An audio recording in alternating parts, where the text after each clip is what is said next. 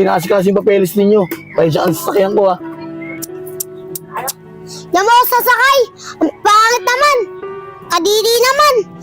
Bulok pa. Dumi-dumi pa. Tatuwanan lang ako mga classmate ko. Dagul, pasensya ka na. Kasi ito lang kaya kong sasakyan, eh. Sa pasalamat nga tayo. May sakyan ng tito mo ng ganito. Kaya, Dagul, kung ano meron tayo, sana makontento ka na. Kaya hindi pa pwede laging mayaman ka. Sana ka sa ganitong buhay. Sige, tito. Sasakay na ako. Dami mo pa sinasabi, tito. Sige na, tara na. Bakit ka na? Sige na.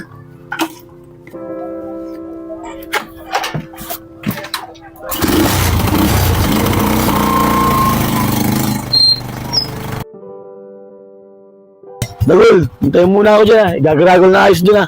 Bahala ka. Pilok ang bata ka talaga, oh. Si Dagul, oh. Dagul, wala na ba yung SUV nyo? Sa tricycle ka na lang sumasakay papunta sa school. Bakit mahirap ka na ba? Mahirap. Hindi. Mahirap.